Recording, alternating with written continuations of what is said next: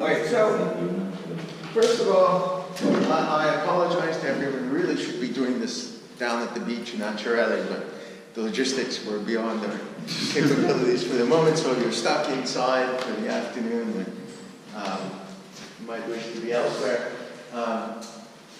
So what I'm going to try to do is give a kind of idiosyncratic introduction to theories of class S. And of course, I won't really be able to do a very good job of that. I will bore the experts and mystify the non-experts in equal parts, but I'll do what I can. I was also told that what I should really try to do is emphasize, some of the open problems and the interesting questions. And for the most part, at least in my mind, many of the most interesting questions occur in these so-called twisted theories. But in order to even motivate why those are interesting, I need to build up your intuition by reviewing the untwisted case.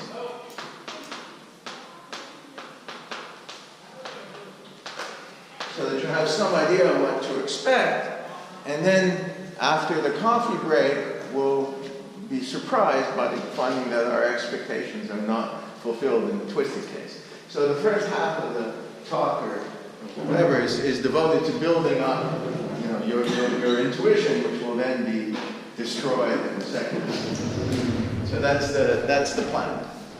So it was very nice this morning that Jacques sort of gave a little bit of an introduction to the string realization. What I'm going to do is discuss something which is only a slight variation on what he told you about this morning. And the first place to start, the thing closest to what he told you about, is without countries.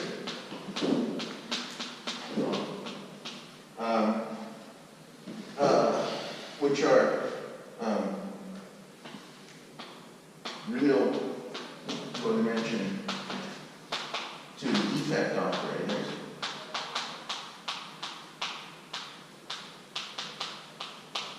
In the 2-0 string. So we'll spend a certain amount of time talking about those a little bit later, but so one thing we can do is simply take the 6D 2-0 theory and compactify it on a closed, this means compact without boundary, Riemann surface C with a partial topological twist, which will give us an 4D n equals 2 theory. The other realization, closer to what we heard about this morning, is type 2B compactified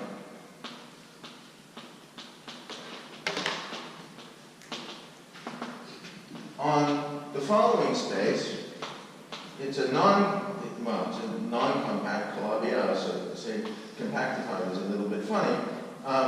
We take the total space of a certain vector bundle, direct sum of line bundles over the curve C, and we quotient that by a finite subgroup of SU2.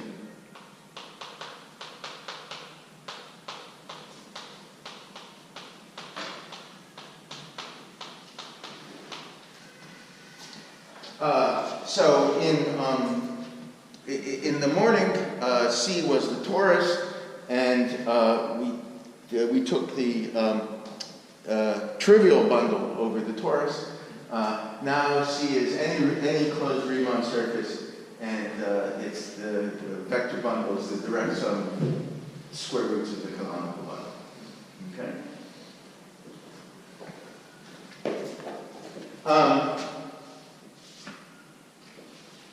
So again, this gives us 4D n equals 2, superconformal field theory, as a G string at least goes to 0.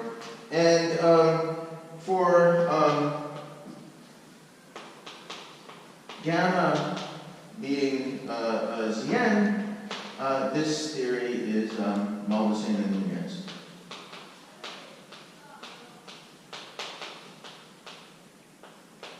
Or the n equals 2 Malvasian and Nunez theory. So choosing what you mean by the square root of the canonical bundle? It's an interesting question. Well, does that choice of square root matter? And the answer is it won't matter for anything that I'm going to say. It may matter for more subtle things that I'm not going to talk about. I should, again, also apologize that the talk this morning was at a level of subtlety much greater than what I'm going to be speaking in much cruder terms. No, that choice of square root will not matter for anything I'm about to say. Although it may matter for more subtle, for issues more subtle than anything that I'm going to try to address. Sorry, when you say Malvasian and Nunez, you mean that you have 5, that's all you mean, right? You just want the No, what they discuss is a certain class of 4D superconformal field theories. They discuss n equals 1 superconformal and n equals 2. Take the n equals 2 case. There's an ADS dual for large n, okay? But for any n, this is that theory. Okay, what I remember... There are other realizations of that theory. This is our realization of that theory.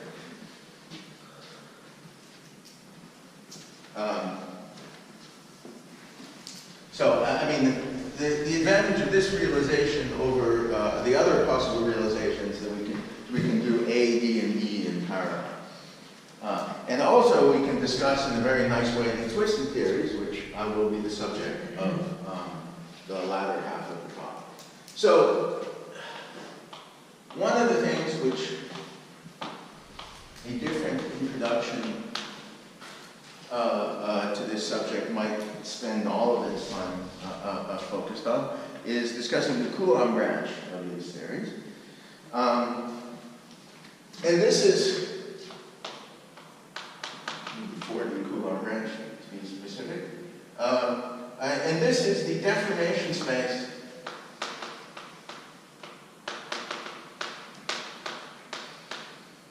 of x naught, where I hold holding C fixed.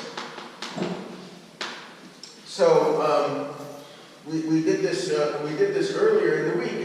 If Zn acts on the fibers, and gamma acts on the fibers, and if I took as an example gamma being Zn, then the invariant and the equation describing the fibers is just an ALE type singularity, W to the n minus xy equals 0, right? For gamma equals Cn. Fibers like that. And we deform this to something where I have a sum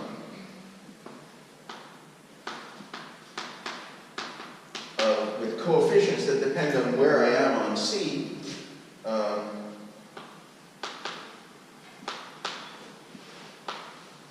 Times W to the n minus k, where these coefficients, because these are, because W is a fiber coordinate on the canonical bundle, the phi k's are elements of their holomorphic k differentials on C.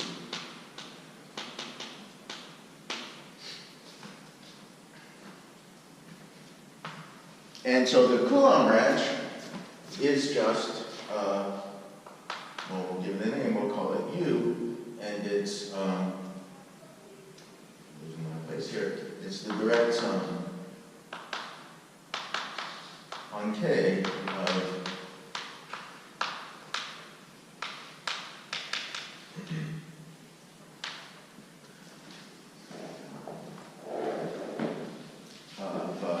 the space of holomorphic K differentials. Sorry? In the description of x0, the gamma is acting on Gamma acts on the fibers, right? So the fiber, the vector bundle is rank 2, right? And so I have a two-dimensional representation of SU2, and I just act on the fibers with that. So what it is it's a family of ALE singularities fibered over C, right? And we can resolve the singularity of the fibers this way, and that deformation space is the Coulomb branch of the four-dimensional superconformal theory.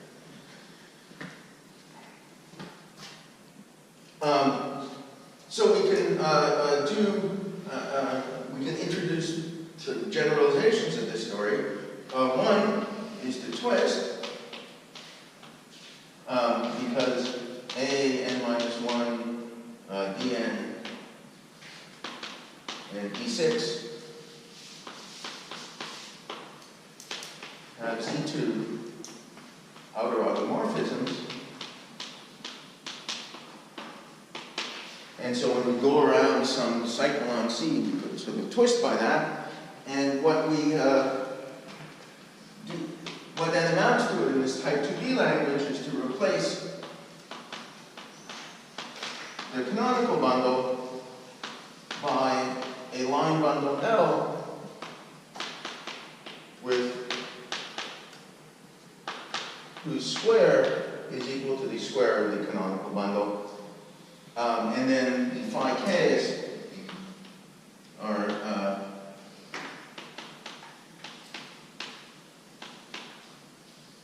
holomorphic sections of L raised to the kth tensor power.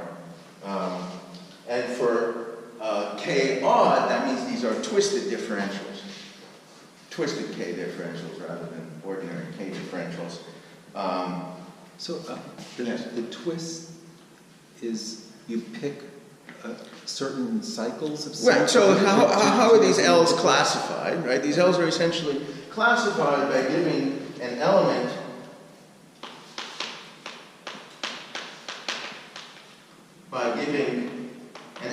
of H1 of C with Z2 coefficients, right? Now, two different guys differ by a flat line bundle, and flat line bundles are classified by that cohomology group, right?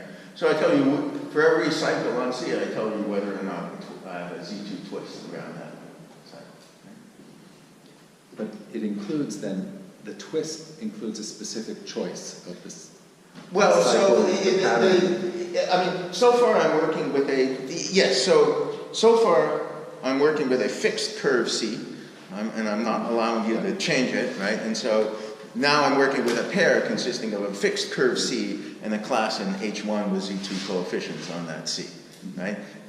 In a minute, I'm about to start deforming the complex structure of C, and of course, I'll have to deform that class along with it, and then I'll be considering, the moduli space of such pairs and so on. But so far C is just fixed, and I have a fixed class gamma in H1 with Z2 coefficients, and that specifies a twisted pair. The other generalization is to add punctures, and I'll spend more time discussing them, but in the language of the Coulomb branch story, this is simply amounts to studying Hitchin systems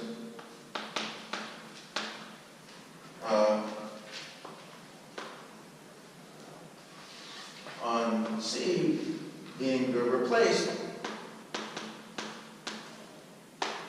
by what are called parabolic Hitchin systems.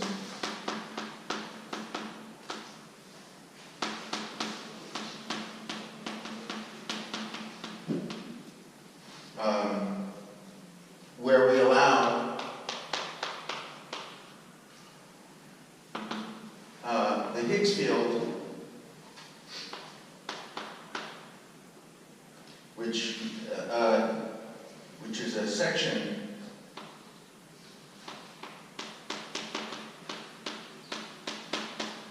it's a holomorphic differential, the algebra value, we allow it to have simple poles. We allow phi to have simple poles.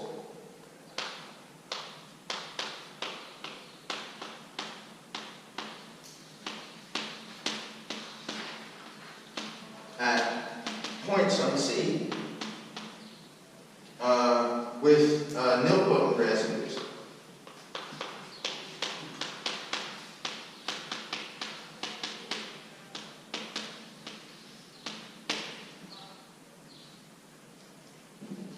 And of course, we can combine these things and study twisted theories with defects as well. So hold on just a second. Yes. Because I didn't understand a lot of the words there. Could you remind me? I will come back and explain most of the words. Okay. I mean, so actually, let me say a couple of things at the beginning. So one thing, if you want to compute the Seiberg-Witten geometry of associated to this compactification here, right? There are actually two ways to do it. One of which is to study periods of the holomorphic three form, okay, on this Calabi-Yau, okay, and the other one involves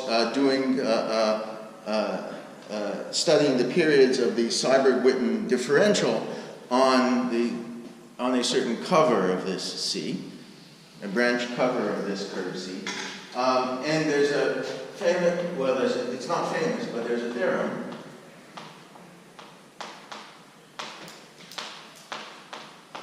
by Diaconescu, Danabi, and Pantev that those two procedures, that this Calabi-Yau integrable system is isomorphic to the Hitchin integral system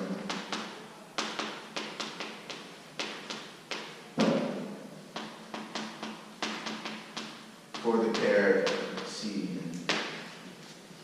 Okay. So either way you do it, you compute the Seiberg-Witten geometry associated to this particular 4D n equals 2 SCFT. Okay. So that explains the word Hitchin system. Okay. And now the other part is what happens when I introduce these defect operators. And what that says is you should study sort of a more broad class of things where you don't demand that phi be holomorphic. You allow it to have simple poles at the locations of the defect operators. What is the curly J? Curly G, yes, that's a Lie algebra. It actually should be J in this. Well, I'm about to introduce a bunch of curly letters, which are Lie algebras. But I need to discuss the twisted story a little bit. So this is just some Lie algebra value differential. But that Lie algebra should be encoded already. Well, I'm sorry, yeah. So gamma, remember, was A, D, or E. A, D, or E. Mm-hmm. And J is the corresponding A, D, E Lie algebra. And I'm about to say what you do in the twisted case. Okay? There's no nilpotent. So the theorem there. In their theorem, it's just a closed curve. So they're discussing, as I said, the Malviceno-Nunez case, as it were. Okay. And I believe, there's a theorem for the AN case, but of course it's true. I mean, come on. That if you whether you do the Calabi-Yau integrable system or the Hitchin system, you get the same Seiberg-Witten geometry in any of these A, D, or E cases.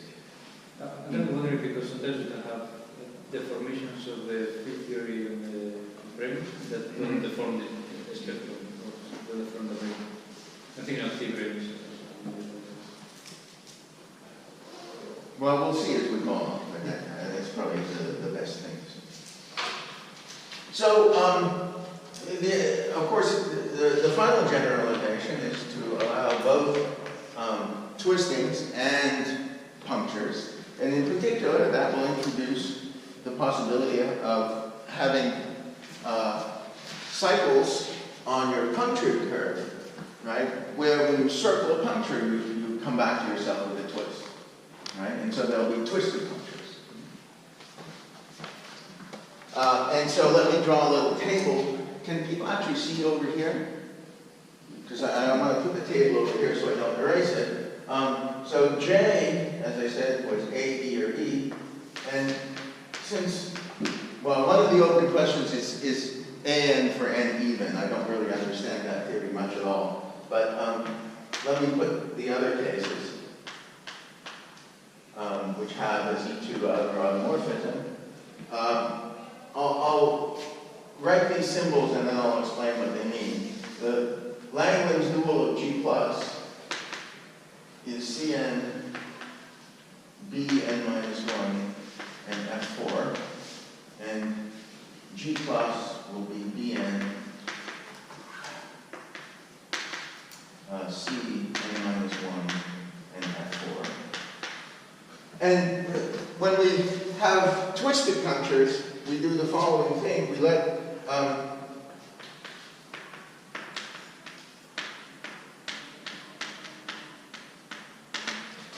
let LG plus be the subalgebra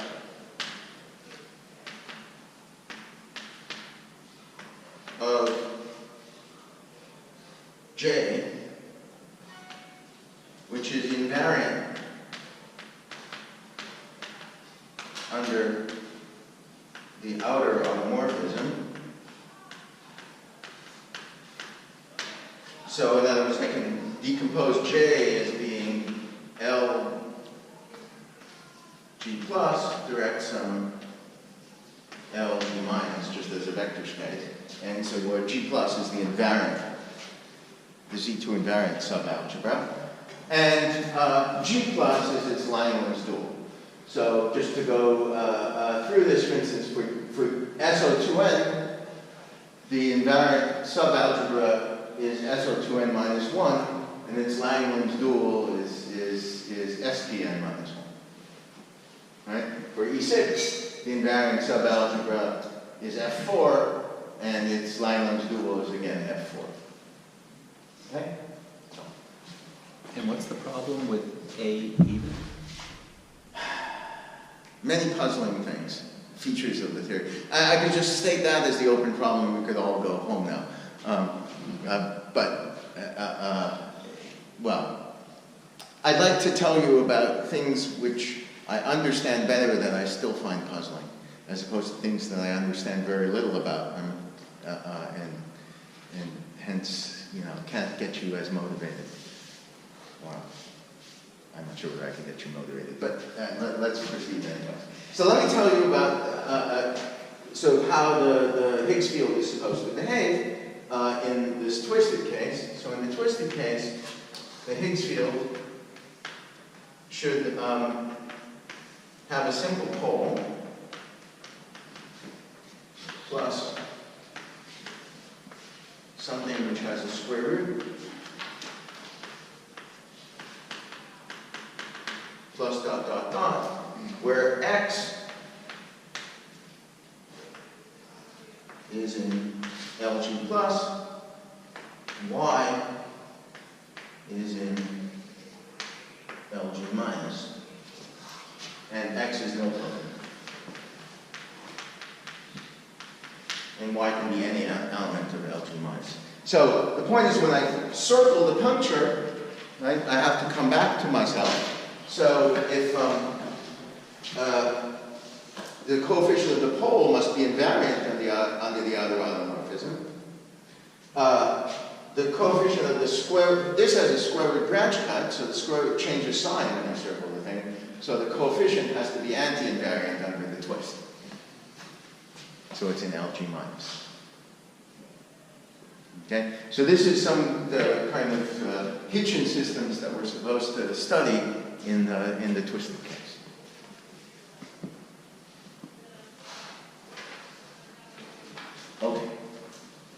So, You will only work with the non-circulated algebra? I work with this list of algebras. Okay. Okay? So J is the ADE Lee algebra that I defined over here, and then these guys, which will crop up in various guises, are defined from J according to this table. Yeah.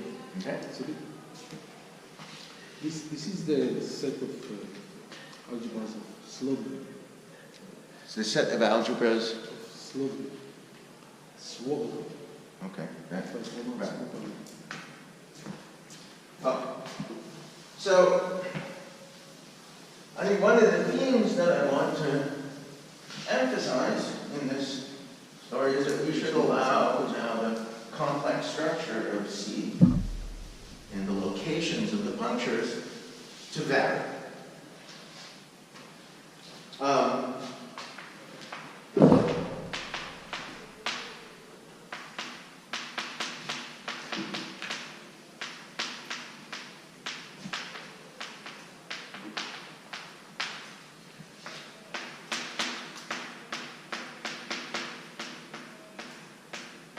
So those are non-normalizable modes in this 2B construction that I just erased.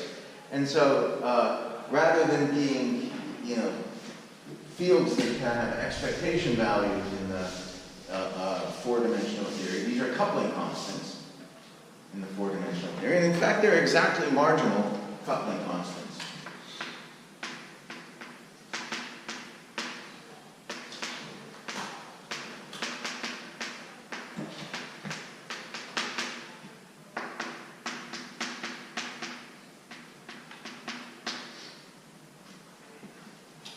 And so what we get is a family of Coulomb branches, or actually 4D theories,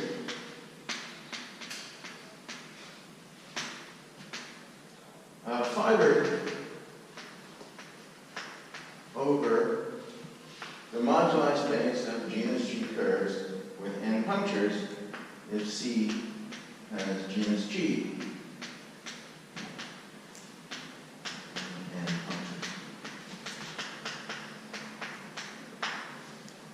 And at the origin of the Coulomb branch,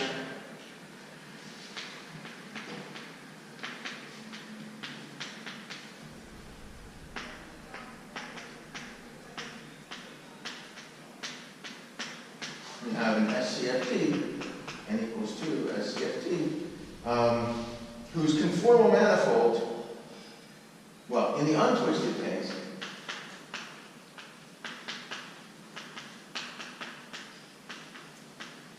the conformal manifold is equal to mgn, or if we include the case where some of the degrees of freedom become free, mgn bar. It's compacted, so we allow the surface to degenerate. And we'll get some of the degrees of freedom will become free fields in that way. How do you know there are no more marginal? How do I know?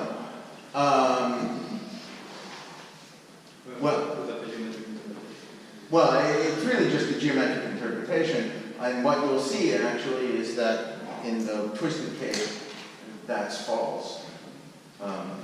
So I don't want to try to persuade you too much that that's what it has to be, because then I'll have to unpersuade you later. But that's what it is in the untwisted case, sort of experimentally, and based on the well, there are good reasons for it. Once you start seeing the physical interpretation, you'll sort of realize that those are the marginal deformations of the theory. But again, it's mostly experimental evidence by example. So there are other deformations, like the choice of your nilpotent elements, right? well, that's part of the data. I would call that data part of the discrete data defining the theory.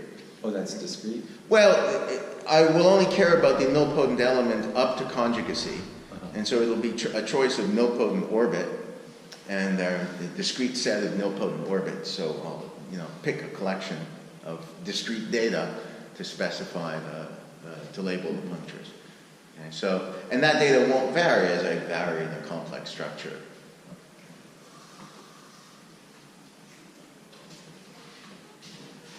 So, if I take a Pantz decomposition of the surface,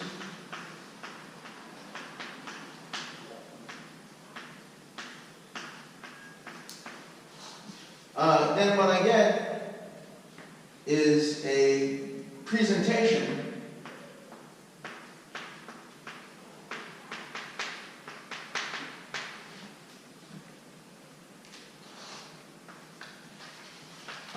of the theory and the gauge theory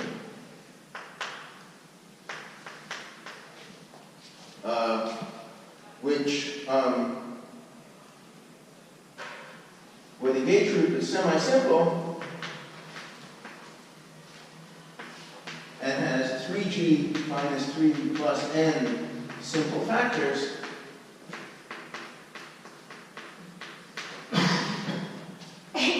And those are my 3g minus 3 plus n.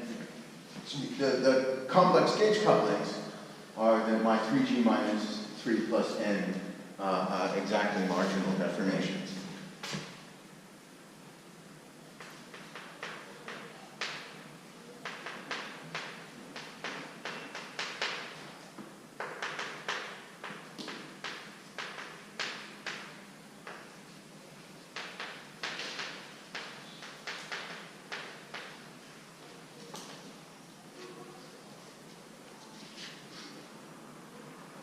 And at each component of the boundary of MGN,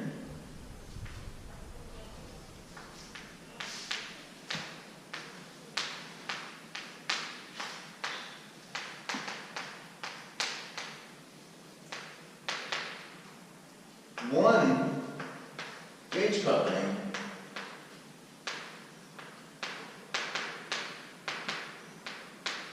goes to decoupling.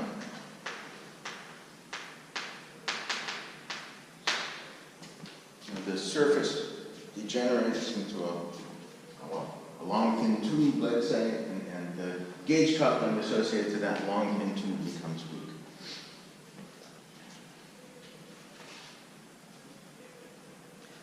When you say component of the boundary, I mean, So these are disjoint. They may they have intersections where the boundary is a union of divisors, okay, complex codimension 1 loci, right, and so each irreducible component corresponds to one cycle on C pinching, okay.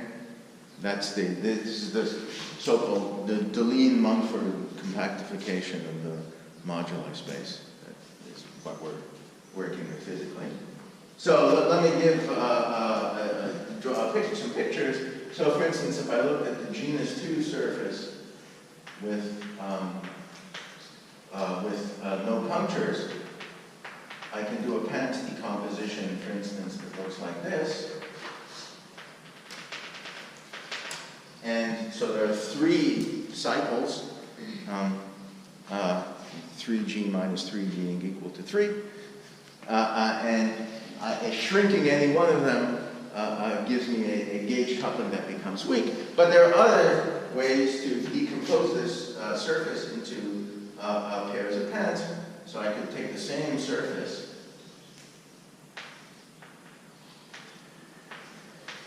and instead, I apologize, I really should have colored chalk or something. Decompose it into pairs of Pantz that way, right? And that gives me a different presentation of the same theory as the gauge theory, and different gauge couplings, because, well, 2 of them were the same, but here I had this cycle shrinking giving me some weakly coupled there's some gauge coupling going to 0. Here I have a different cycle shrinking and producing a weak gauge coupling, but in an S-dual presentation of the theory, right?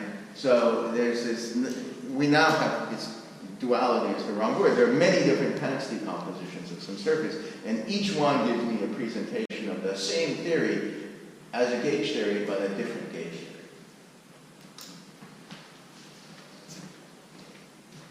So, what does a conformal manifold? But there does not have to exist a boundary, or does there always exist a boundary where,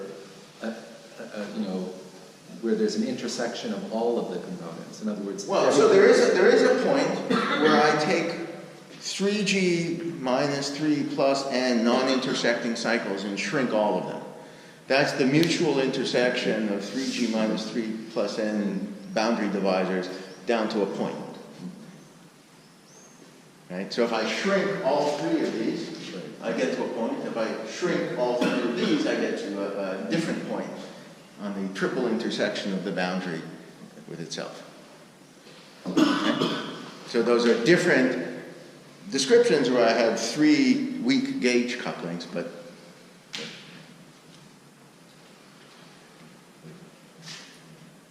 so I managed to sell you something really remarkable, and nobody objected. Everyone's sleepy from lunch.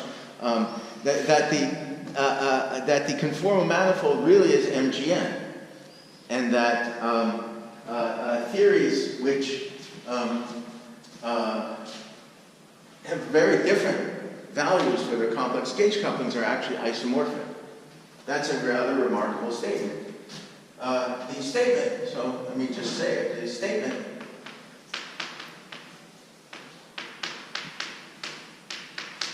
the conformal manifold is MGN bar. Is very non-trivial.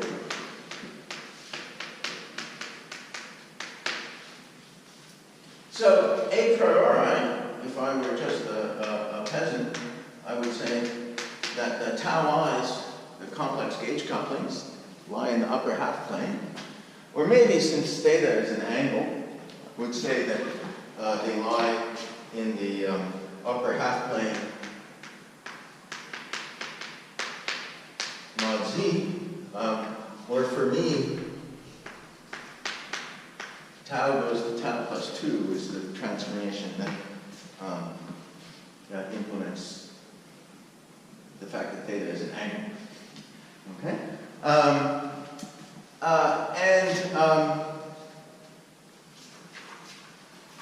That's not anything like MGN.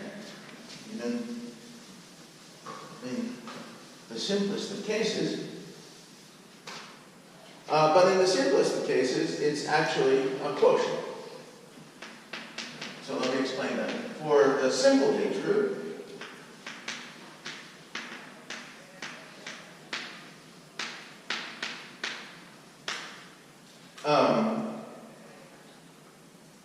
M04 is the upper half plane modulo gamma of 2, which is generated by t squared, which takes tau plus 2, and s t squared s, which takes tau to tau over 1 minus 2 tau. And the quotient of the upper half plane by that group is just CP1 with the points 0, 1, and infinity removed. And M04 bar is just add back in those 3 points and get CP1.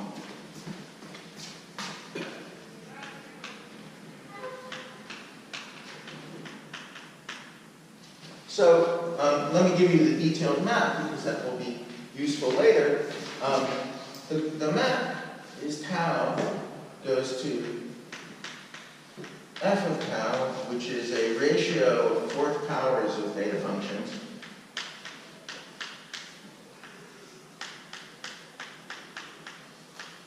And we identify that with the cross ratio of the 4 points.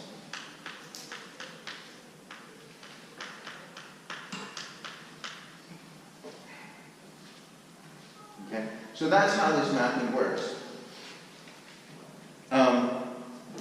And the statement in this language is that any superconformal theory which can be realized in this fashion with one simple factor in the gauge group, with a caveat that I'm about to mention, that all 4 punctures should be distinct, okay, has the same S-duality group. Right? It's the S-duality group generated by t squared and by this st squared s, okay, independent of everything else about the physics of those theories. Okay? So I just told you an infinite number of theories have this same S-duality symmetry.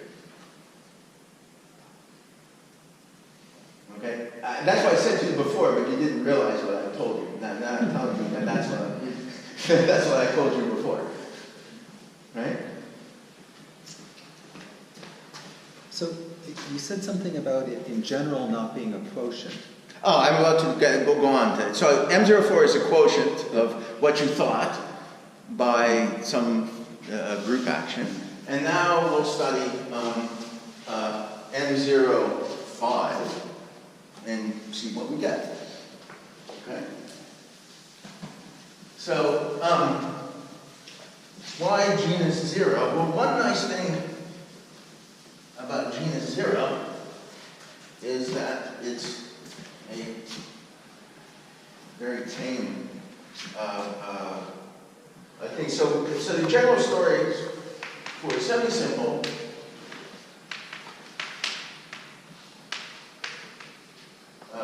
gauge groups.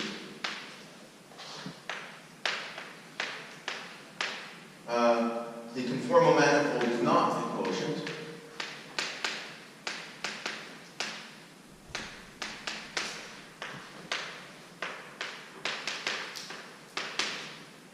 Oh, actually, I suppose I should have. Let me just say something about this case, which it will be useful in the following.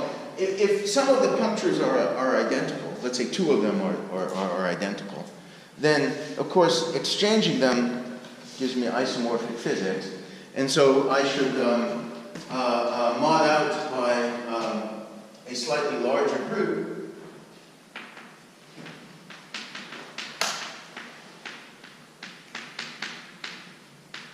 So what I should do is take the upper half plane modulo gamma 02. That was actually the case discussed this morning, which is generated by t squared and s.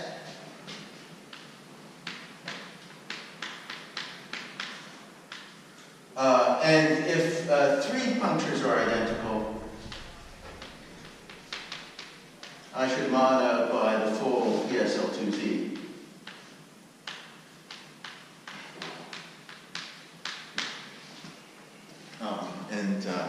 Then any 2 theories which are PSL2Z translates of each other are actually isomorphic. Okay, so that. But back to the interesting case. So we just said M04 bar was CP1. What about M05 bar? So the naive guess that you would make is, okay, I have 2 gauge couplings now. So the 2 points in the upper half plane modulo Z. Right? Maybe that becomes CP1 cross CP1 or something like that. Right?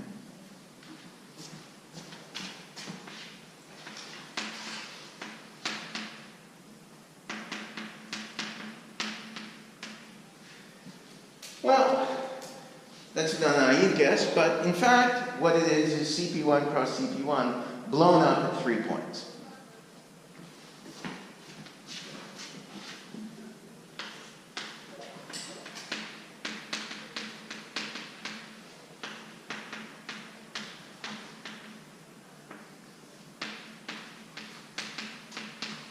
So what we need to do is take the point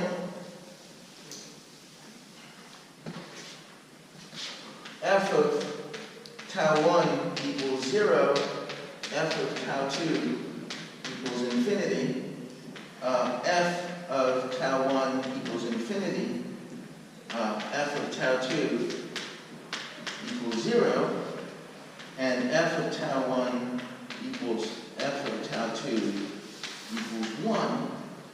These look like points, right?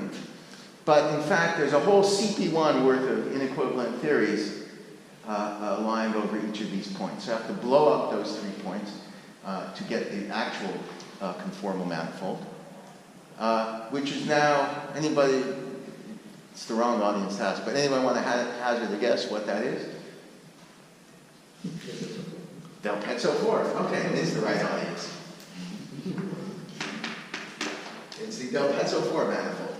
Okay, so M05 bar is Del Pezzo 4, and we got it from the naive thing, which was CP1 cross CP1, by blowing up the points where, well, the gauge couplings do this. So this thing was the thing living on the exceptional P1? That was the coupling and moves around? Well, so, for instance, here, when one of the couplings naively goes to 0, the other one naively goes to infinity, right? You might have thought that there was just a theory there, but what matters, but the product of the two is actually a marginal parameter, okay? So the product of the two parameterizes the P1, okay? So there's a whole CP1 worth of theories where this goes to 0, this goes to infinity, and the product goes to an arbitrary complex constant, okay? And similarly, you know, for the other points, okay? Does something special happen at this point, like extra flavor or something first or something? It's just that taking these limits, you have to be careful, and how you take them, right, actually matters. So again, you're sending one to 0, the other one to infinity, holding the product fixed. Okay, gives you different theories depending on what value you set the product to be. Okay, so they're just physically inequivalent theories. And there's a marginal deformation that interpolates between them. And what's nice about the M0N bar is that these are all smooth, complex manifolds, and the boundary are all divisors with normal crossings. And so it's very nice. And they're all obtained from CP1 to the appropriate power via a sequence of blow-ups. Okay.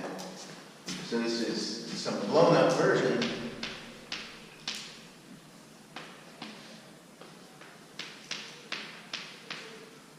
of CP1 to the n minus third power.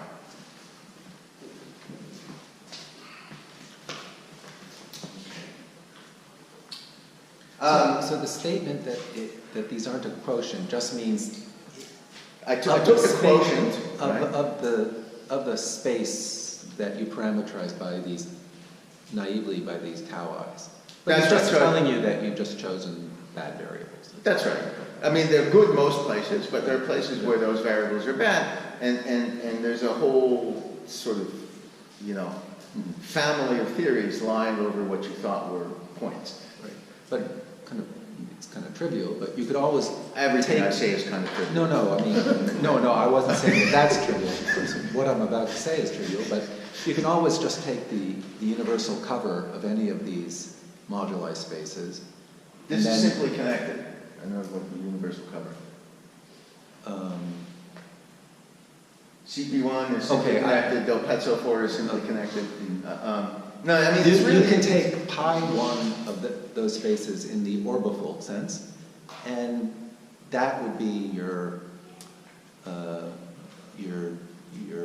S-duality group, just like the gamma 2s and so forth that you mentioned in the other cases. Well, okay, I would love to know what you would posit for the S-duality group, just for the Del Pezzo 4 case, or M05 bar, right? So, I mean, I might have thought that I just had, you know, gamma of 2 acting separately on the the two values, but that clearly doesn't give the right answer. Right. It's There not. there is an answer, which is true, but which is completely deceptive, and which you might have seen in the literature, so let me mention it now. Okay, there's something called the Teichmuller space for the 5-punctured sphere. Okay, and this n0n is the quotient of the Teichmuller space by the mapping class group, right? And so a statement that you might have seen somewhere is that the space of gauge couplings is the Teichmuller space, and the S-duality group is the mapping class group.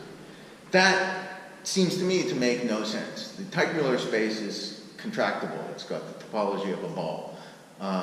And it has no holomorphic isometries except for the mapping class group. Whereas, the upper half plane mod Z, let's say, had a rich group of holomorphic isometries, and we mod it out by some discrete subgroup of them. So they're very different spaces. I like to think of the gauge couplings as the tau i's, right? In any reasonable sense.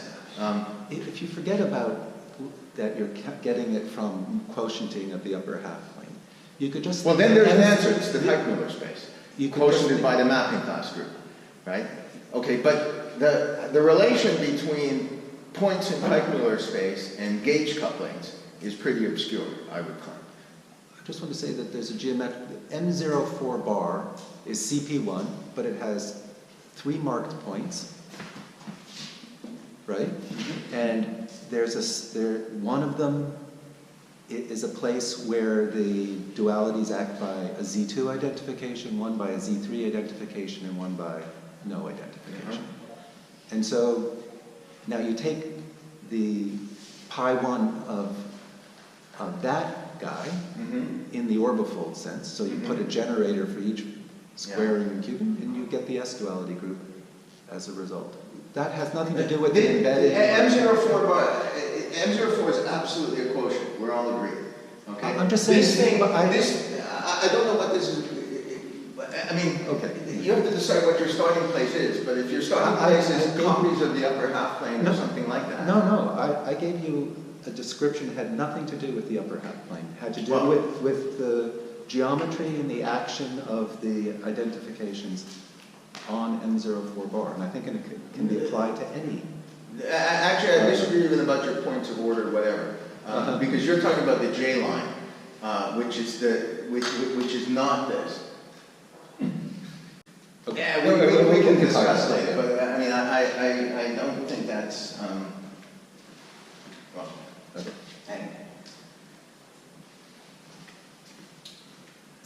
Okay, so what I'd like to do next is say a little bit more about the punctures. And unfortunately, I don't have a good intrinsic 6-dimensional description of them. And so as a crutch, I will use the compactification to lower dimensional theories, which where everything becomes much more explicit. And so I'm going to be interested in the global description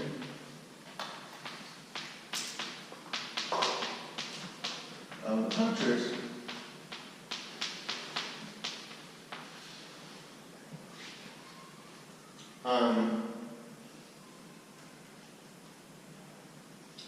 In the theory of type J,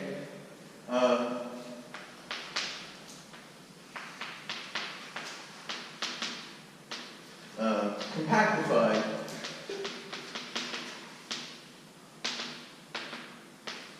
on a semi-infinite cigar across a circle. So D will be a semi-infinite cigar with one of these defects. Cigar. So when we do the dimensional reduction, so there's a U1 U1, which acts on, just rotates the cigar, and the U1-2, which rotates the circle. And if I first reduce by U11,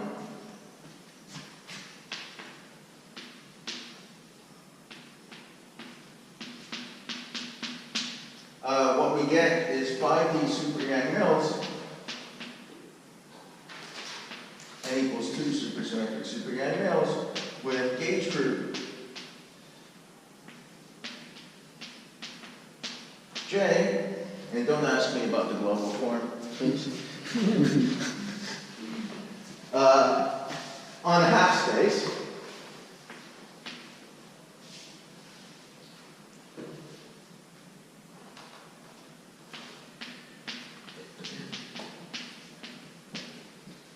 With some boundary conditions,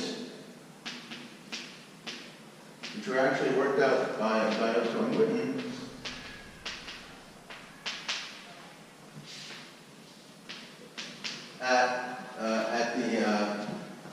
At s equals 0, so this thing projects to a half line.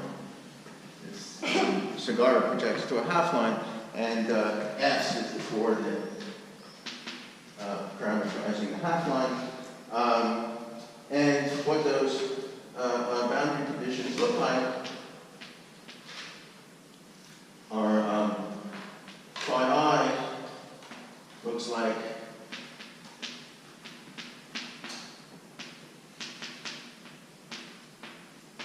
some embedding of the SU2 Lie algebra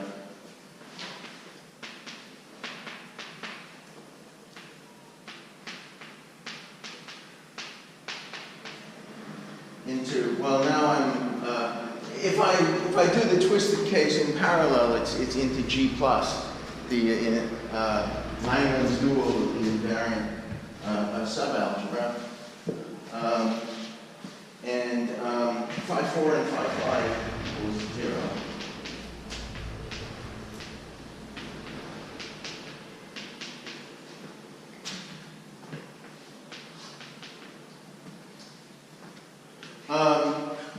And then if I reduce on the second circle, with this, do the reduction by U12, I get n equals 4 super Yang Mills with the same set of boundary conditions. And now I can do an S duality and ask what the boundary conditions of the S dual gauge theory are. And the answer, again, this was worked out by Otto and Witten, the S dual of the non-pole boundary conditions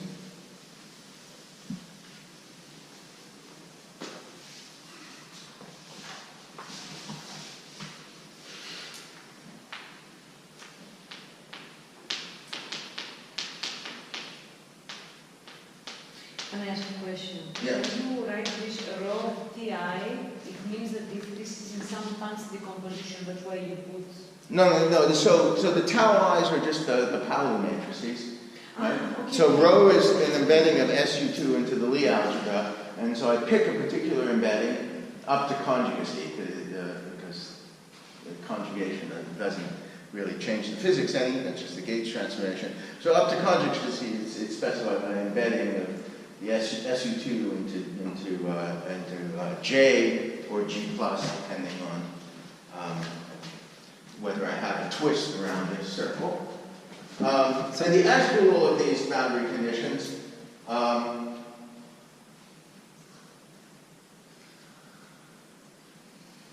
the S dual boundary conditions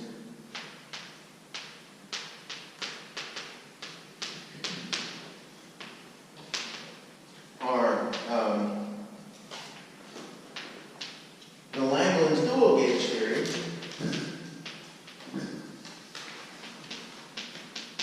coupled to a certain 3D SCFT, which was given the infelicitous name of T rho of G plus.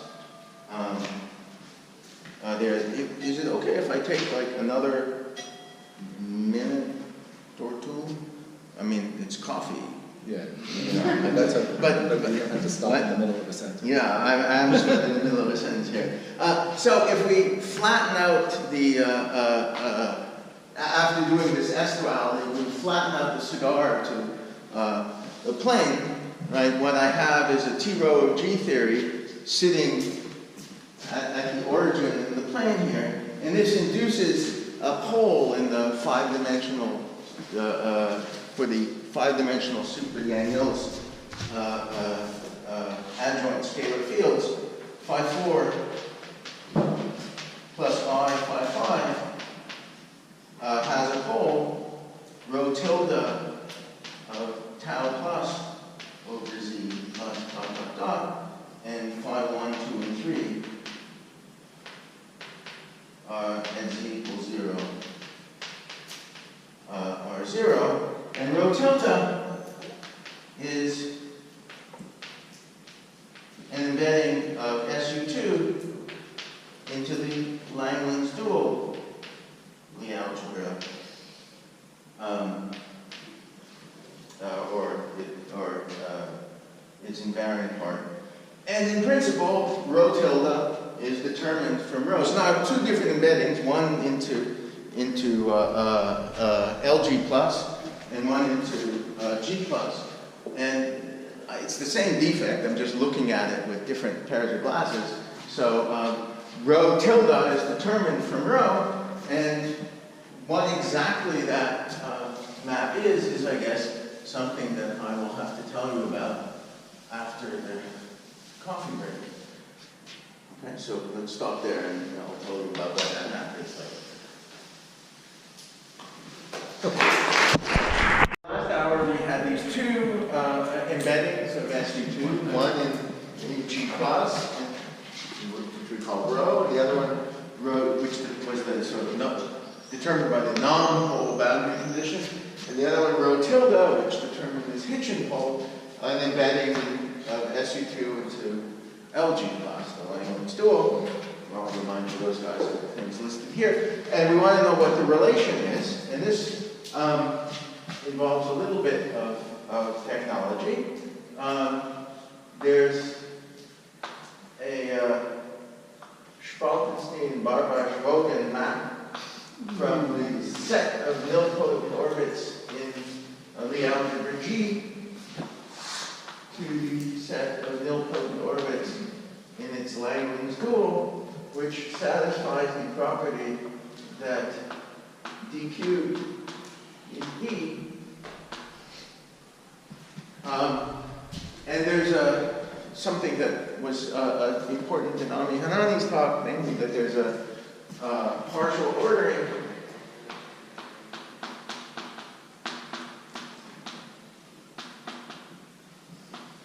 of nilpotent orbits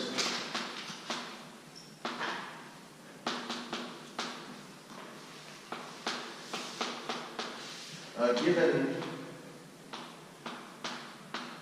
by these closures. And these are open things. And if you look at one orbit will lie in the closure with another orbit, and in turn will lie in the closure of something else. And this is order reversing.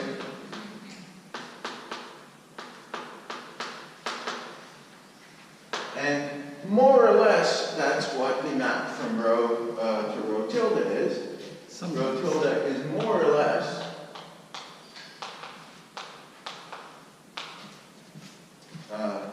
this Spaltenstein map acting on rho, but not quite.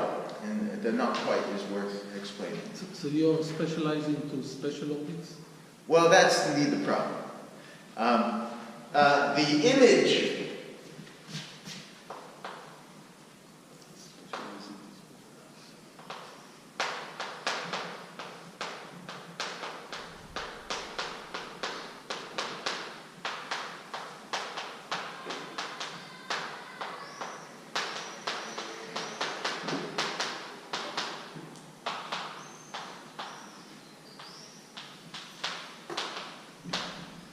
of this map is a subset of all nilpotent orbits, namely the special ones. And the trouble is that It there are also, order. And you refer to the order reversing only for this subset, right?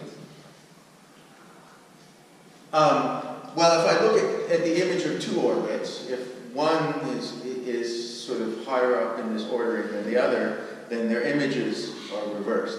Irrespective of whether Right? it's special or not. Totally, that's right. So the actual story, which took us a while to figure out, is that there's an extra bit of data that comes along. Namely, well, okay, actually, so here's an open question. What I claim is that in this Hitchin story, the physics only cares about parabolic Hitchin systems where the nilpotent residues of the poles at the punctures are all special. So an open question is, what's special about special? Why does physics only care about that case? Okay, I don't know the answer to that, and no one has been able to tell me, but clearly there's something special about it because that's what gets picked out by the physics.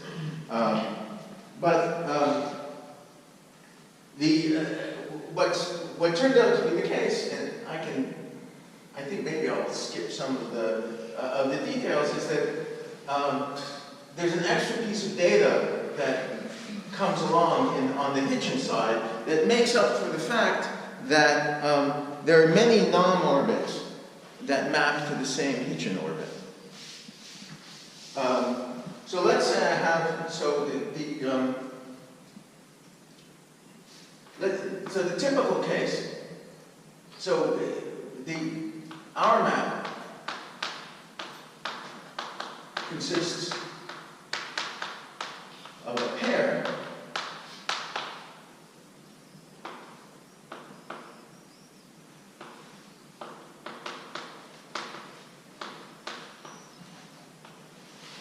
and a finite group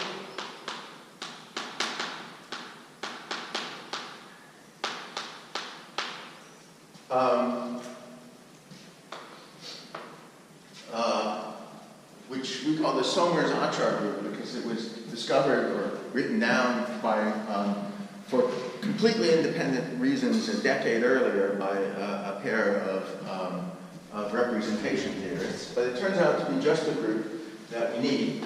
And the typical case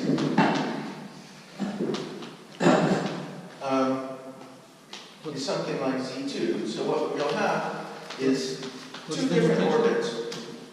What's the notation of this group? I'll explain it in a second, just by example. So let's say I have two orbits, which under this map to the same guy. The typical case for us is that, and let's say that the first guy is the one that's special. So if I act again with this Barber-Vogel-Spalkenstein map, I get O1 and not O2. Then our map consists of the following.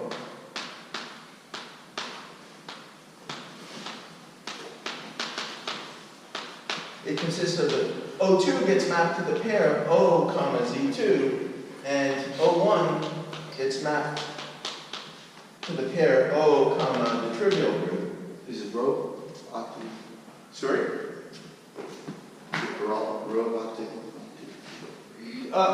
Rho and O. It's a little difficult. O is for orbit, rho is for homomorphism. And I'm relying on the fact that homomorphisms from SU2 into the Lie algebra up to conjugation is the same thing as a nilpotent orbit in the Lie algebra. Just take the tau plus and look at its orbit under the adjoint action of the group, and that's what's called a nilpotent orbit. Sorry, so you probably knew about homomorphisms from SU2 into the Lie algebra as a thing one might want to study. Homomorphisms up to conjugation is the same thing as studying nilpotent orbits, and now you can impress your friends with this fancy nomenclature. Okay, but they mean exactly the same thing. One is more interested than the other. Right, but one's more highfalutin than the other. So I'll sometimes, and I apologize, write O for orbit as opposed to rho for homomorphism, but they really mean the same thing. Okay? Is that okay? So in the first case, But what do you do with this pair? well, that's what I'm about to tell you. How does the Coulomb branch geometry differ in the two cases? In the first case, well, let me do the second case first. Let's call the Coulomb branch C1 for this case. Okay. In the first case, the Coulomb branch is C2, which is C1 mod C2, and there's a parameter A, which is a coordinate on C1, and here the A goes to minus A under the Z2, and A squared is the parameter on the Coulomb branch for the second, for the other pair. Okay? So the two Coulomb branches just differ by a Z2 quotient. Okay, some kind of very innocent kind of operation. And that's what distinguishes these two cases, even though the Hitchin pole is exactly the same.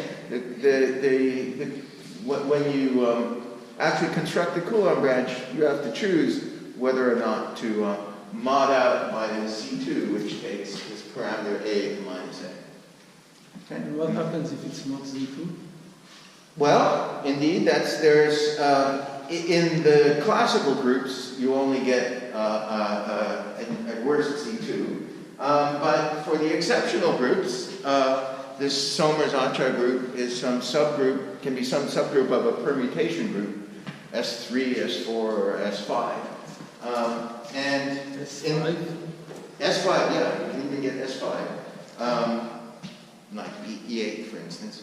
And that's what happens when there are more than two orbits that map to the same special orbit under this Barbosh-Vogan-Spaltinski map. So if you want an example, I'm not sure whether I should do this example or not. Maybe I'll tell you. I have an example from of orbits in F4 where there are 5 different orbits which all map to the same guy, and the Somers-Acha group C are various different subgroups of S4, the permutation group on 4 objects. Okay, and so I can write out that example in elaborate detail, but I won't actually end up using it. So let me just say, in the end, what you have are 3 parameters, A prime, and A double prime. And depending on which subgroup of S4, so S4 has a 3-dimensional representation, irreducible representation, acting on these parameters. And depending on which subgroup you mod out by, you have various identifications. You replace, A double prime by A double prime squared as the parameter. So invariant polynomials of the A's become the parameters of the Coulomb branches associated to the various non-trivial Somers-Acha groups. So let me just skip that example. If you're interested, I'll tell you about it later. And go on to the next part of the story, which is something that one might call an OPE, but which maybe is better described as myopia. If I have 2 of these defects, remember they're real codimension 2 objects, so they span all of the directions perpendicular to the blackboard, but they lie at points on the blackboard. And if I look at them from far away, they should pretty much look like one object, right? And so what I'd like to do is have this notion of an OPE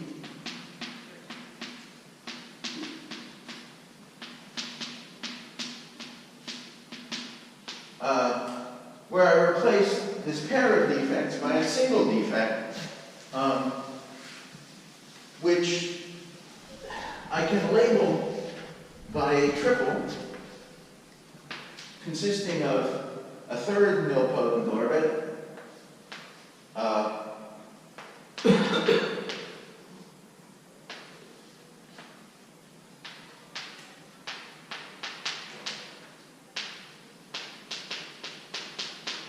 X, which is a 4D,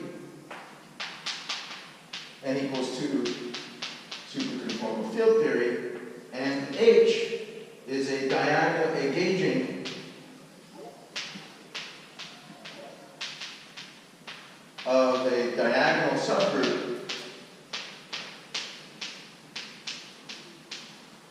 of the flavor symmetries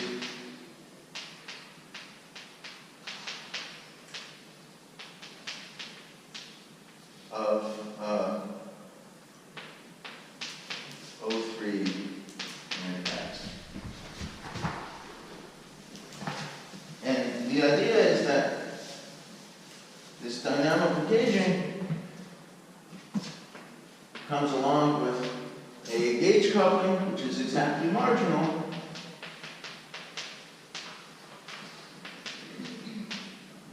and goes to weak coupling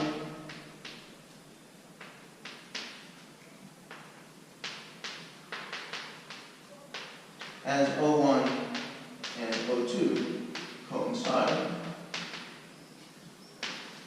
So I like to draw a picture, kind of a conformally equivalent picture of this thing, where I have a surface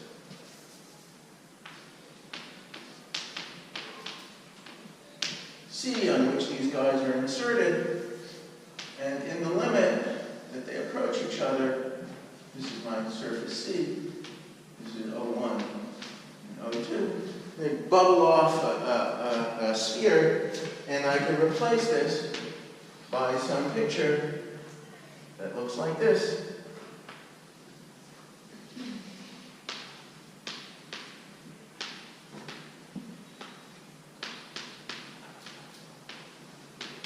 Where I have O3 inserted on the rest of the surface, and this is my conformal field theory X, and I've weakly gauged some subgroup of the common, some diagonal subgroup of the flavor symmetries of the two theories, and that's my sort of picture of the degeneration of the surface given by the two punctures colliding.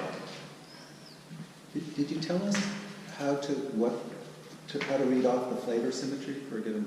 Very good. Well, what it is, it's the centralizer of the SU2 embedding rho.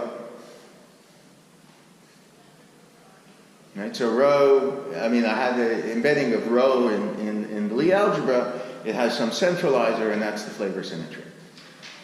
Continuous. The continuous flavor symmetry.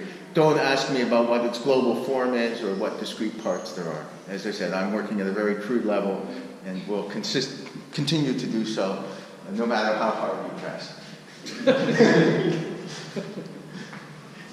So let me give you an example.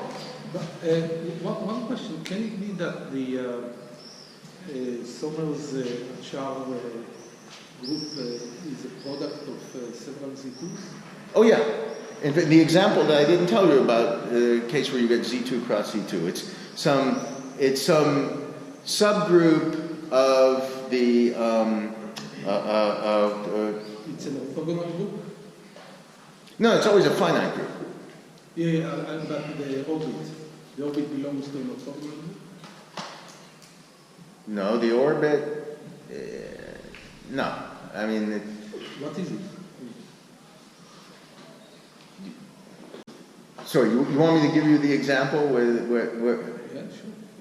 I'll do anything, whatever you guys want. Sure, okay. So this example was from the twisted E6 theory.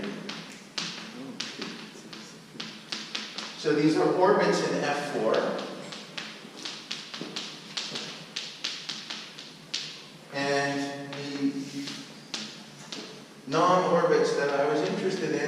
Now, very few members of the audience will know about Bela Carter's classification of nilpotent orbits and exceptional groups, but these are them. Don't use them. Just don't use them. Well, you asked. I delivered. And the hitching guy, this is F4 of A3 with the permutation group on 4 objects. This is F4 of A3 with Z2 cross Z2. This is F4 A3 with the permutation group on 3 objects. This is F4 A3 with Z2. And this is F4 A3 with the trivial group. Okay? And each of these guys are subgroups of this guy, with some certain set of generators. The generators, S4, as I said, acts on A prime, A double prime via the 3-dimensional irreducible representation. And these subgroups, therefore, also act on those 3 guys, and you take the invariants under those respective group actions. And I didn't want to say this, but I mean, All of them are in the same image of the Spaltenstein map? Yes, the Spaltenstein map of all 5 of these guys is F4.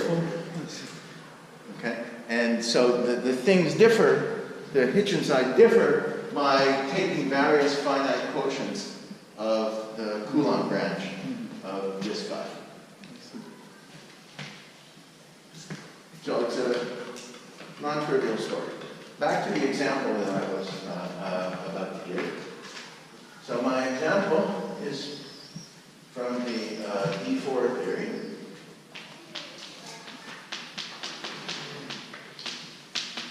So let me take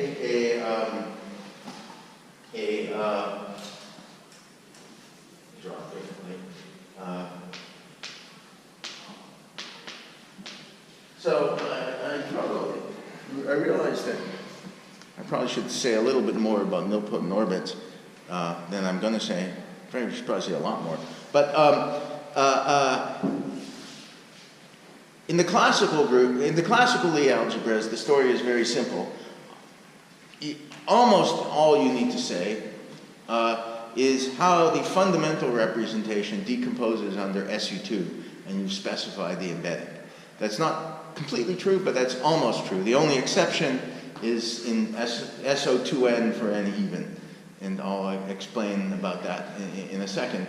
But otherwise, once you tell me how the fundamental representation decomposes, that is the end of the story.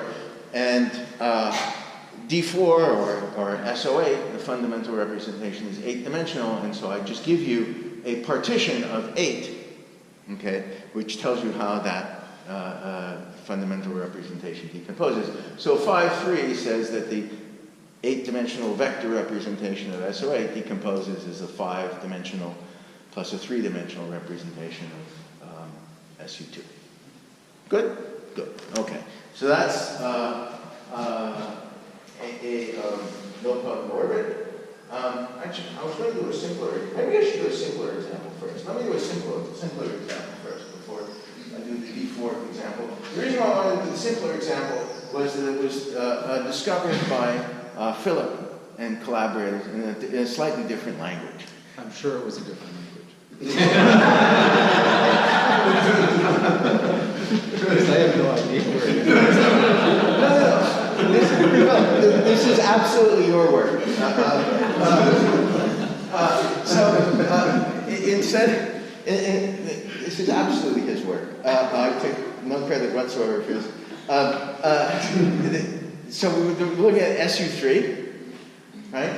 And there are 2 orbits of interest. One of them is 2-1, and another one is 1 cubed. And if you take this OBE O3 is 1 cubed. X is 3 hypermultiplets transforming as 3 copies of the 3-dimensional representation of SU3. And H is SU3. If I take the product of O1, which is 2-1, and O2, which is also 2-1, instead what I get is O3 is 1 cubed, X is 3 hypers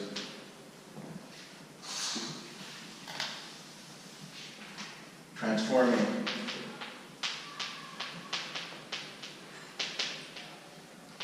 as 1 copy of the 2-dimensional representation of H, which is SU2. And the final case that you might consider is O1 is 1 cubed, O2 is 1 cubed, and then in that case, O3 is 1 cubed, H is SU3, and X is the Minahan-Nemeshansky E6 superconformal field. Can you Now do you recognize your work? Yeah. can you write how do you compute O3 and X from O1 and O2? You wrote it Yes. before, but- Well, it's a slightly long story. Did you explain it or? I have not explained it. Well, I have explained it in my papers, but I have not explained it here today. And I don't think I was going to give you another example, actually several more examples, because we'll actually see sort of various interesting phenomena that take place. But the full story of how to do it involves a variety of complications that I can't quite get into here. Okay, but this example was discovered by Philip and Nati in, as I said, a completely different language long ago. Right? So let me do a second example, which will illustrate some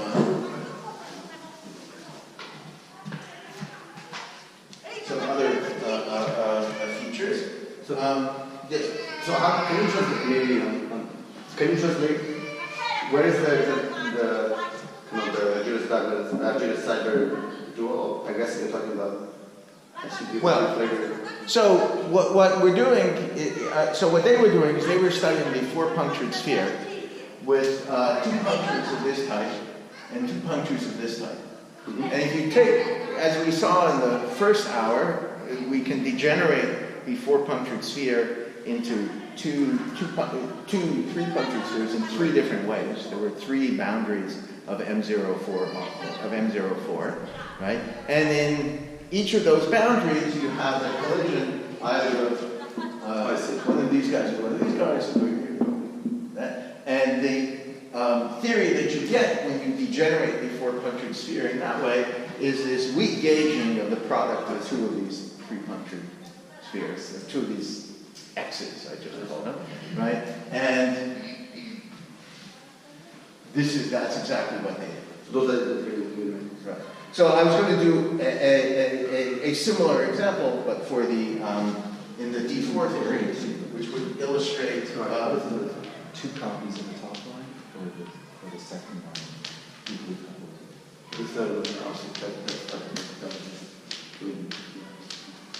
So let's take the following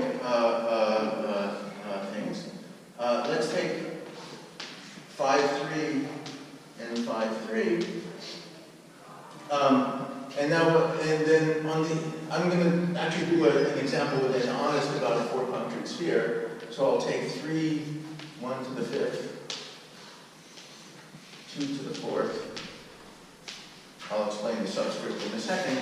O3, when I degenerate these two guys, O3 turns out to be 3, 2 squared, 1.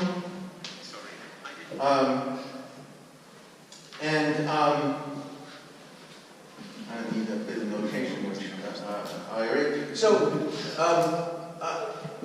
let me denote X in a particular way. I'll denote X as being O1, O2, and then a pair of O3, comma H.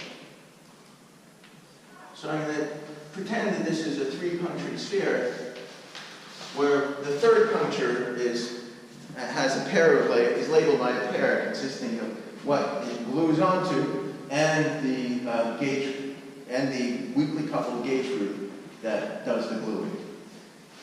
So in this case, these guys glue onto 3, 2 squared 1 with an SU2 gauge group.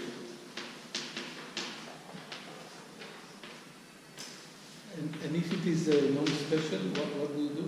Is The this 3, 2 squared 1 is non-special. right? That's fine.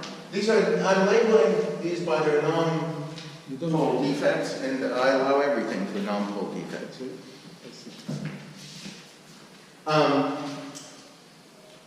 If I were to degenerate this sphere the other way,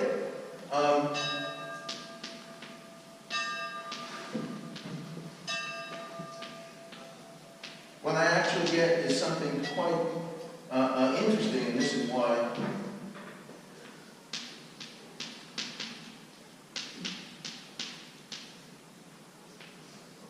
I wanted to do this example.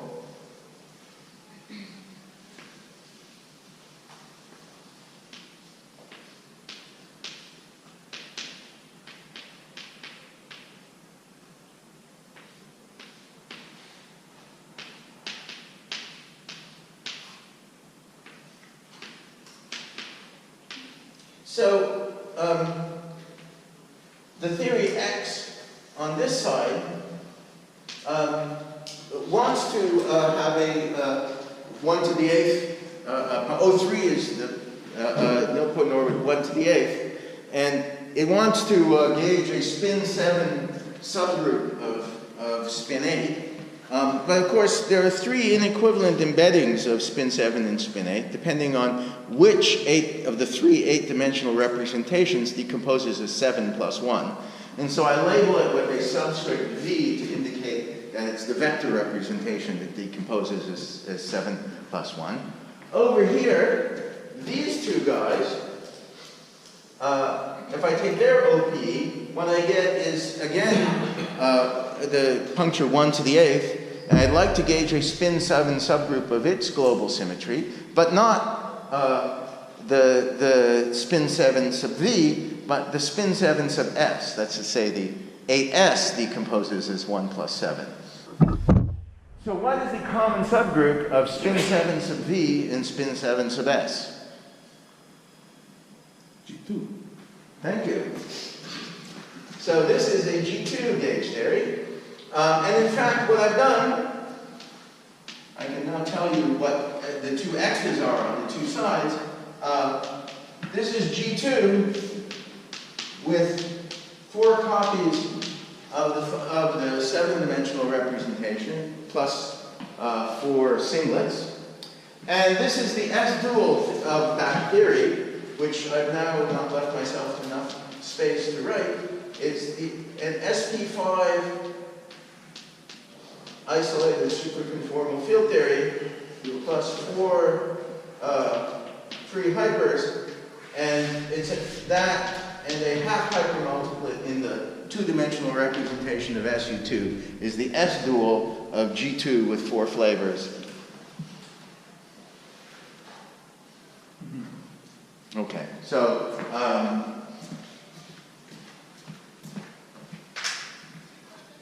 so that's where I thought I would end up at the end of the first hour. G2 with 4 flavors has SP4 flavor symmetry? That's correct. And But I gauge, this theory had an SP5 global symmetry, and I gauge an SP1, leaving an SP4. Door SP5 represents the global symmetry. is the global symmetry of this 300 sphere.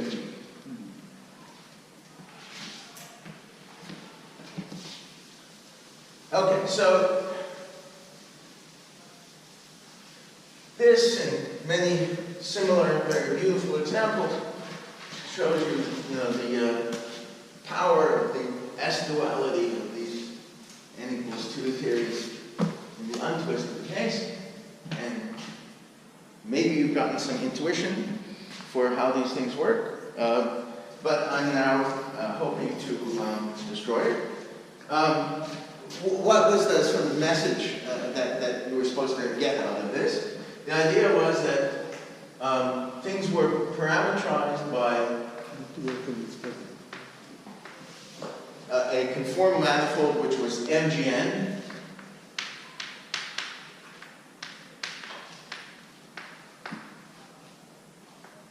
bar, and at every degeneration, things decompose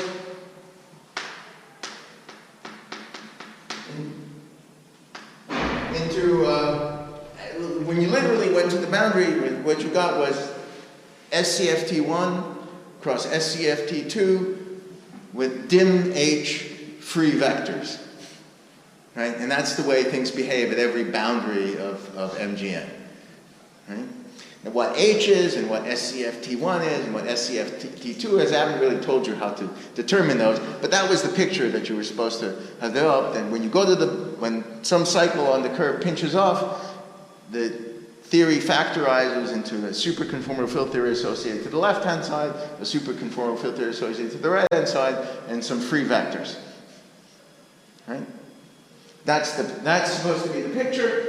And now I have to tell you that in the twisted case, that's it needs to be modified. So there are two complications associated with the twisting.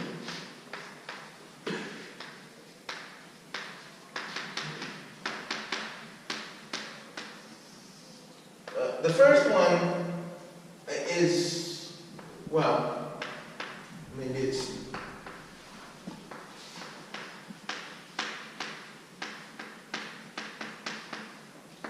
the first one, it actually only occurs in Dn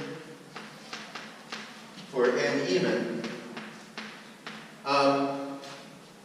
But what happens is interesting nonetheless.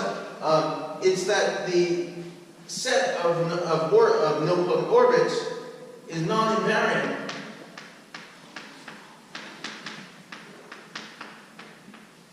under the outer automorphism.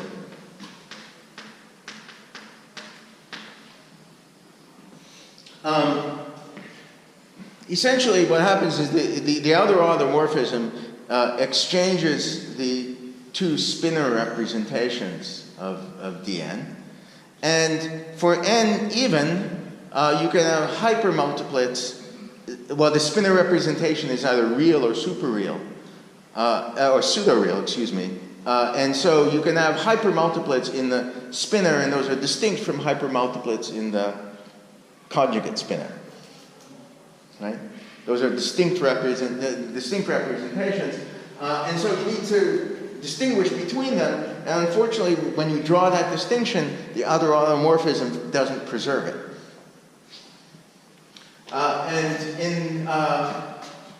So D4 was an example of this. And what it does to the orbits is there are two distinct orbits associated to the partition 2 to the 4th, or in fact, any partition where all of the numbers are even. And so, in the twisted case, what it will do is it will take one of those orbits and exchange it with the other one. Okay, and it's basically, as I said, amounts to exchanging the two spinor representations of spin 2n. What that in particular tells you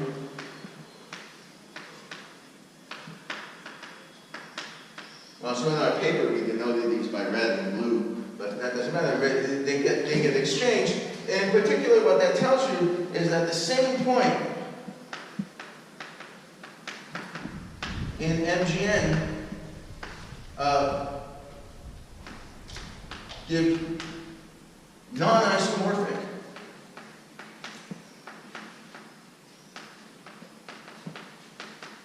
physics. All I have to do is take one of these punctures that gets permitted, drag it around some cycle where there's a twist, bring it back to where it started, and it's now changed from red to blue or blue to red, and that's a different physical theory, even though the points are all in the same place that they started. And so it's clear just from this that it can't possibly be true that the conformal manifold is MGN. It has to be something more complicated. But then there's a second phenomenon. The second phenomenon is that a collision of certain twisted punctures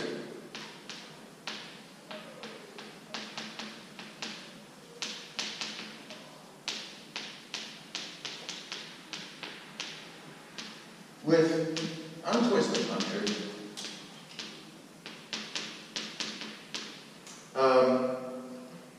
has a very peculiar property.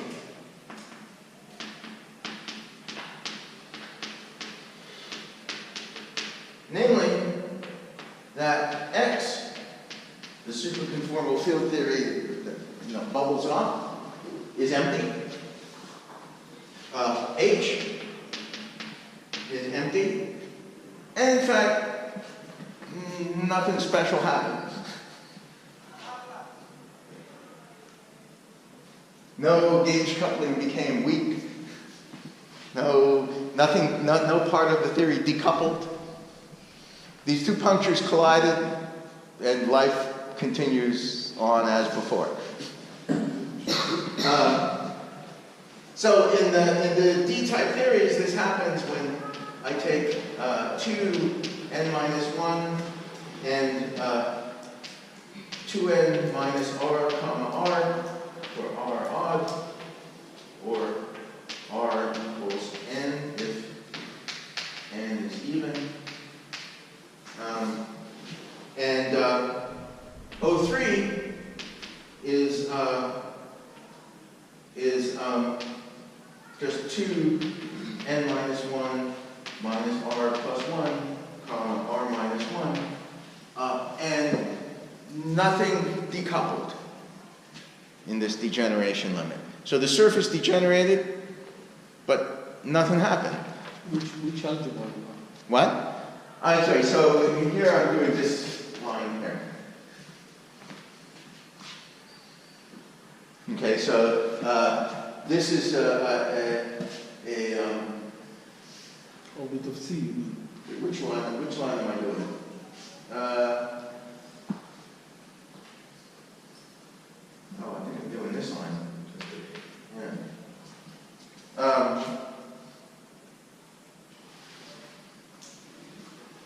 So what this means in particular is that this three-punctured sphere with some other twisted puncture and some untwisted puncture, it's not an isolated superconformal field theory.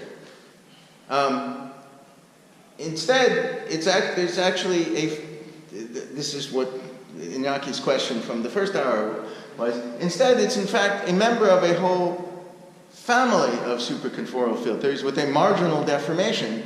And all I've done is I sort of fixed some hidden gauge coupling to some particular strong coupled value, but there's no reason that it couldn't actually fluctuate. And if I sort of reverse engineer this, I replace this single puncture by actually the pair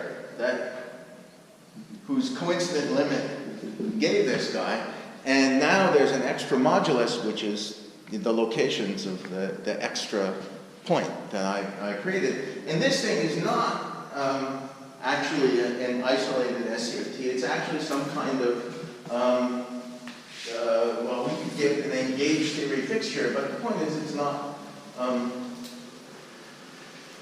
the dimension of its conformal manifold isn't what you thought it was. Not even close. So let me give an example of this from the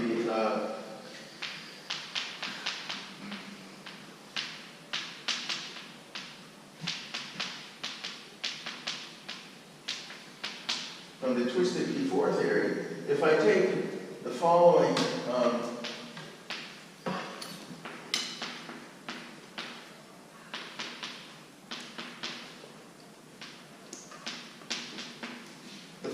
three punctured sphere, it resolves to a 4 punctured sphere.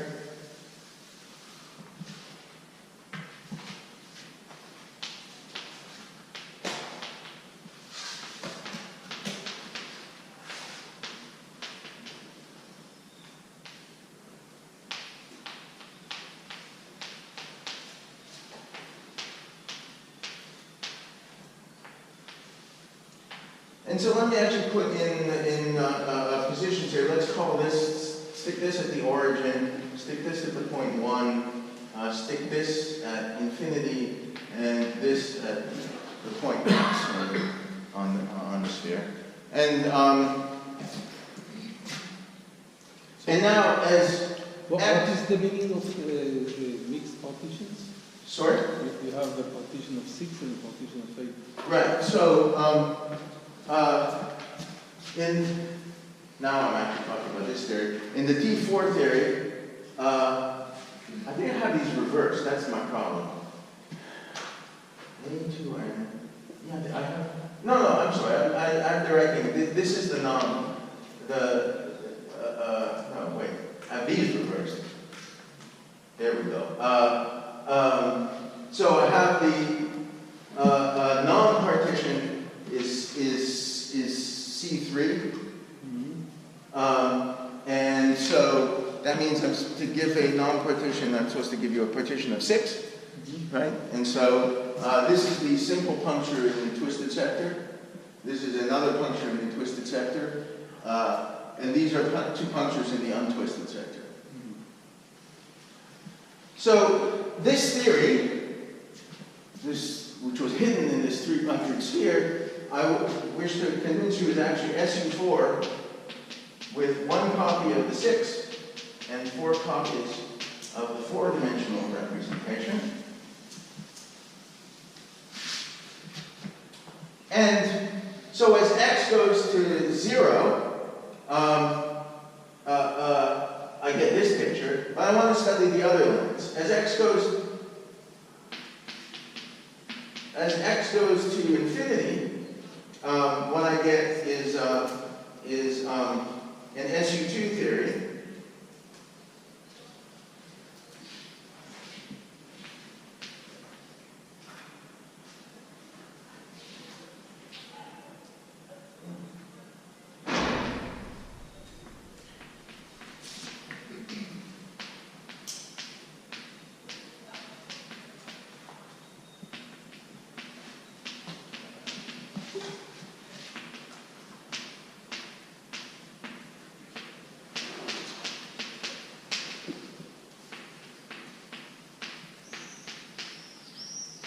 But as x goes to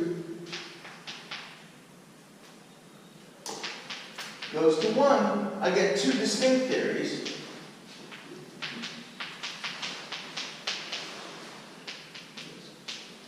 Which differ by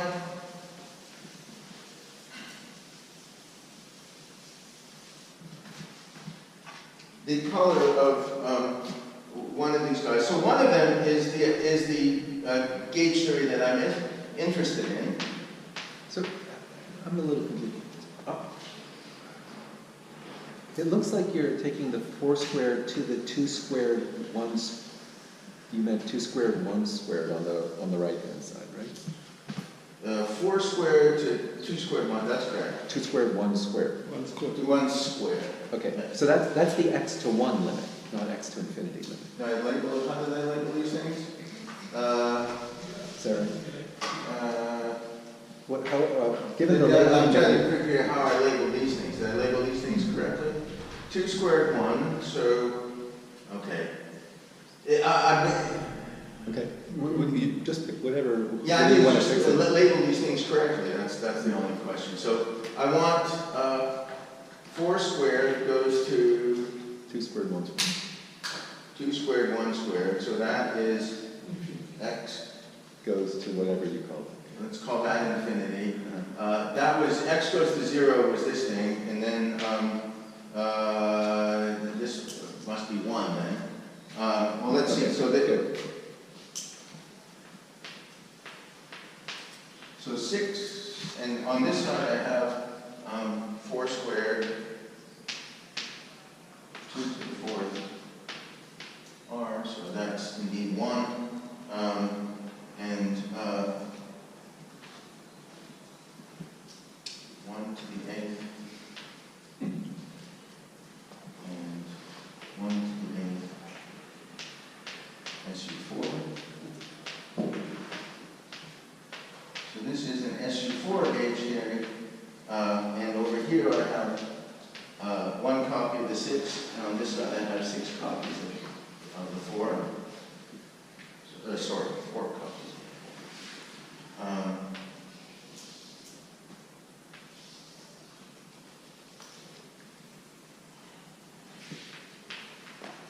But this 4 squared over here, these guys were twisted. If I took them around one of the twisted guys and brought him back to where he started, he would change from blue to red. And when he changes from blue to red, I get a completely different theory. Namely 4 squared red, 2 to the 4th red, 1 to the 8th, spin 7s. It's the spin 7s. SU3, 1 to the 8th, SU4, 6. Well, this part is 6, 2 squared, 1 squared. So, in one case, I get, and this, the 1 copy of the 6 becomes 2 copies of the 3, and this theory is the E7 Minahan and Mashansky theory.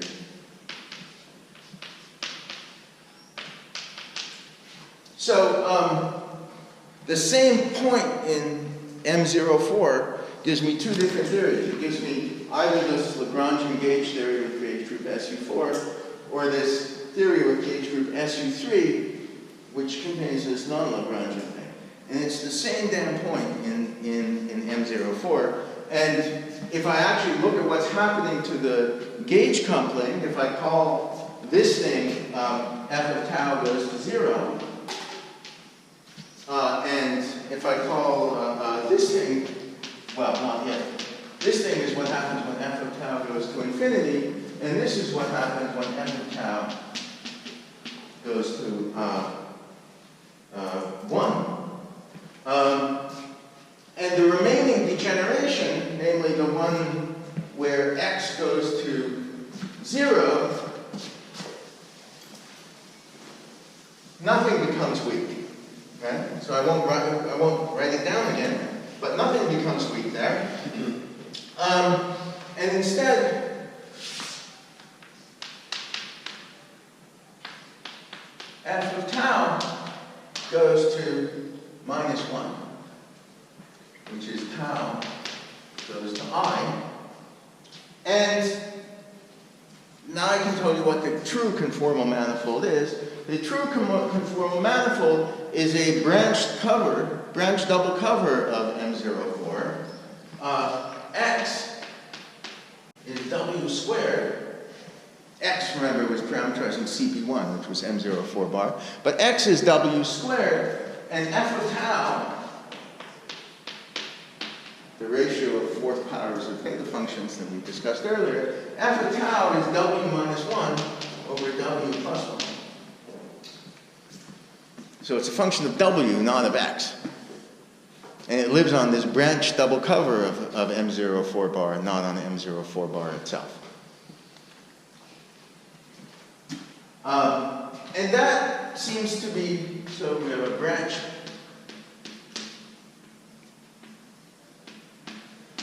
double cover of M04 bar.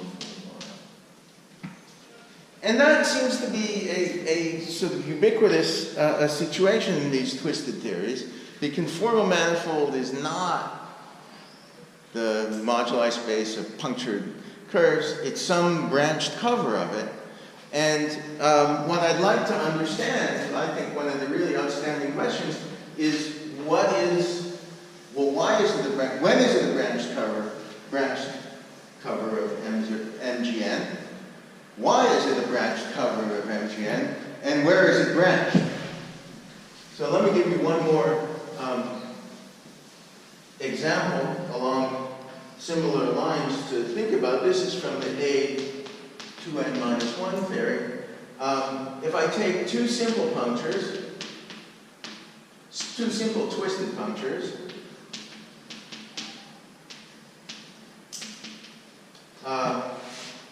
and two simple untwisted punctures, and one full puncture, untwisted. So this is a 5-punctured sphere. And let me label the point Z1, Z2, Z3, Z4, and Z5. What? 2 plus 1. A2 minus 1, 2 plus 1. Well, let's see if I've done this right. The Langland's dual is Bn, right? So it's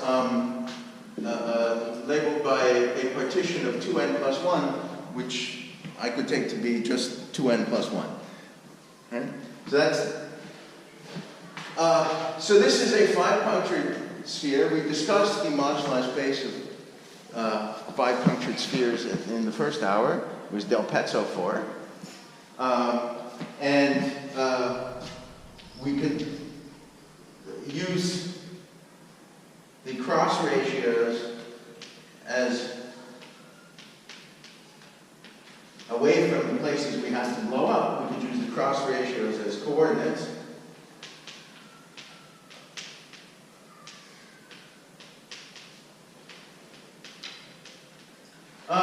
But it turns out that the actual conformal manifold for this theory, so let me tell you what the theory is. The theory is actually two copies of SUN plus 2n fundamentals decoupled from each other. And the actual conformal manifold is a branch double cover of this space. If you let, now it's a fourfold branch. If you let y squared be this cross ratio and w squared be that cross ratio, then f of tau 1 is y minus 1 over y plus 1, w plus 1 over w minus 1. And f of tau 2 is y minus 1 over y plus 1, w minus 1 over w plus 1. And on a certain boundary of M05, namely the place where, let's say, Z3 and Z5 coincide, so this guy and this guy bubble off a sphere. Or, to say 4 and 5 bubble off a sphere, f of tau 1 equals f of tau 2 equals 0, and both SUNs become weak simultaneously. So previously I told you at the boundary one simple factor in the gauge group becomes weak. No, here at this boundary, or either of these components of the boundary, 2 simple factors in the gauge group become weak. So that was wrong.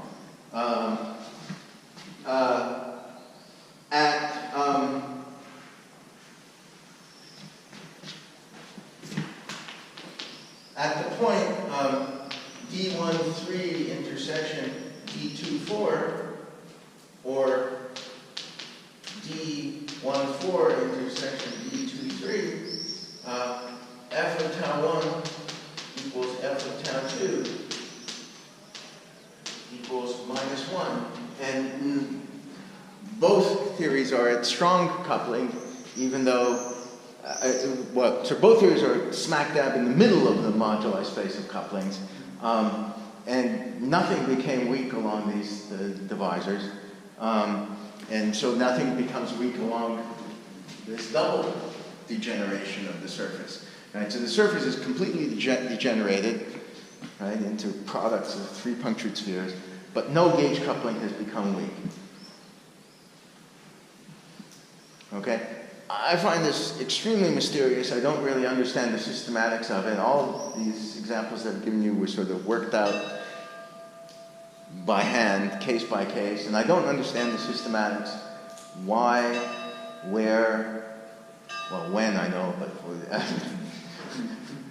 so I would dearly love to understand those things, and I think this is a rich sort of thing, which maybe with a collection of talent assembled here, we can figure something out. So let me end there. Thank you.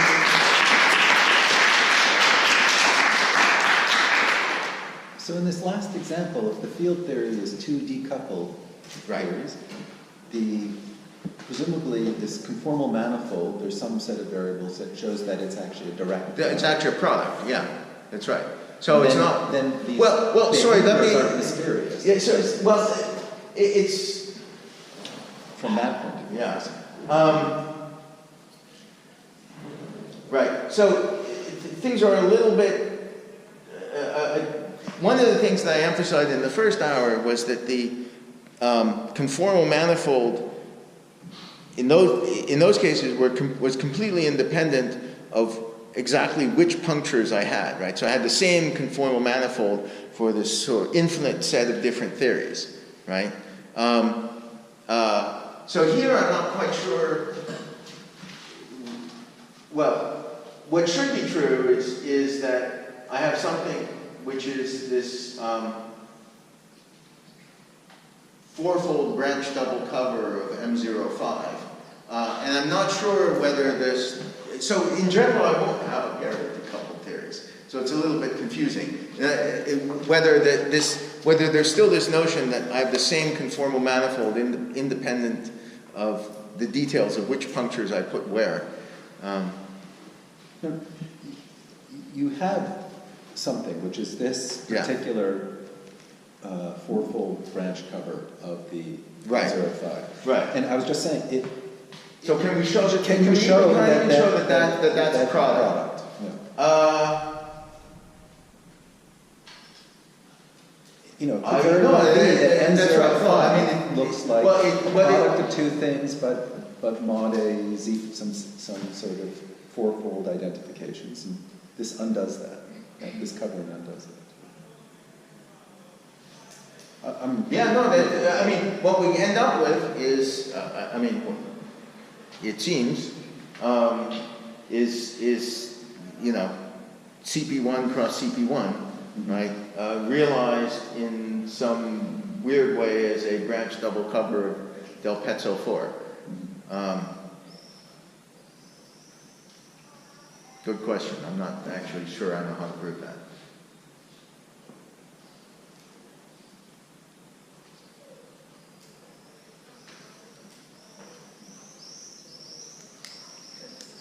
Yes. So you didn't mention the irregular puncture at all. Oh, yes, I did. Okay. Those were these things which were consisted of a pair, a regular puncture and a gauge group H.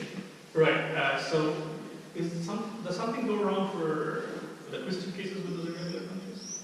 Well, no, because we did have them.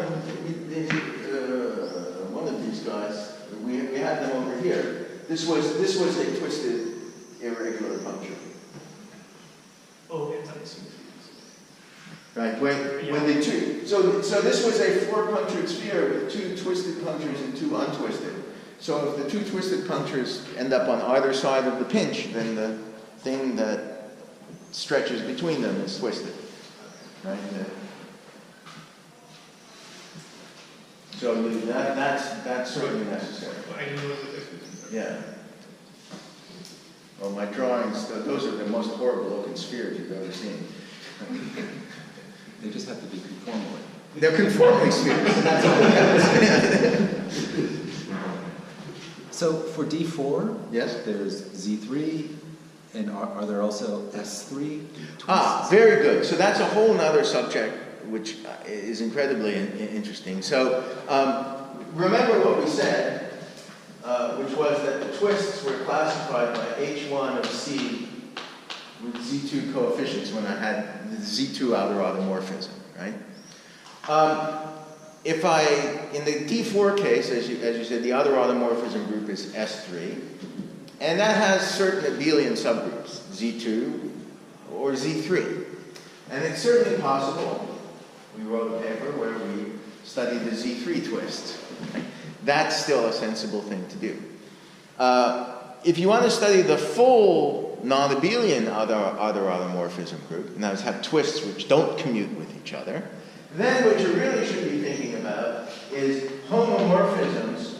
So it's no longer H1, it's homomorphisms from pi 1 of C into, well, the group S3. That's a lot harder to deal with. And I don't actually quite know how to make, that would be another thing which would be great to try to understand, how to make sense of the D4 theory with arbitrary non-commuting twists. It's no longer, you're no longer dealing with homology, it's no longer line bundles and stuff, it's kind of beyond that. And, the trouble is, since it's non-abelian, you do things n times, you don't necessarily come back to yourself. Right? You do things in opposite orders, and right. So it's a lot more complicated to think about, but there should be an answer, and it's actually you really almost need it in order to make complete sense, even of the Z3 twists that we considered. So we had this phenomenon that certain punctures actually just resolved to pairs of punctures, right?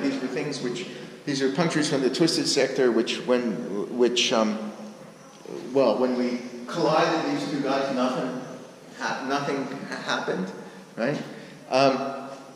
In order to resolve the punctures in the Z3 twisted sector, you actually need to do that with non-commuting twists.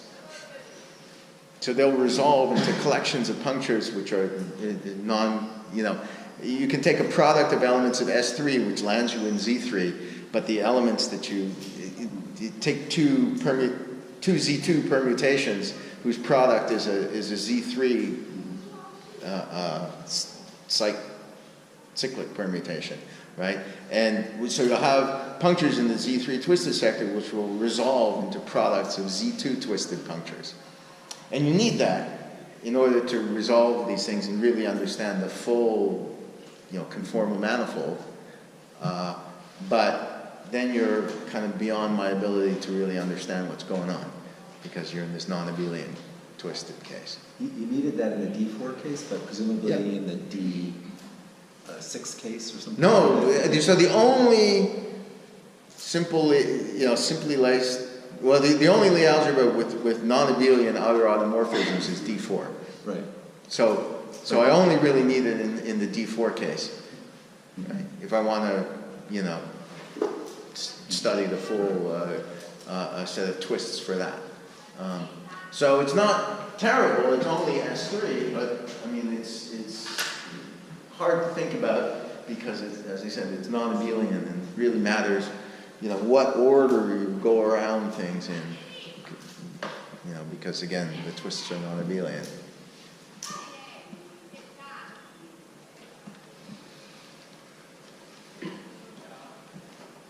Okay, let's thank Okay. Jacques again.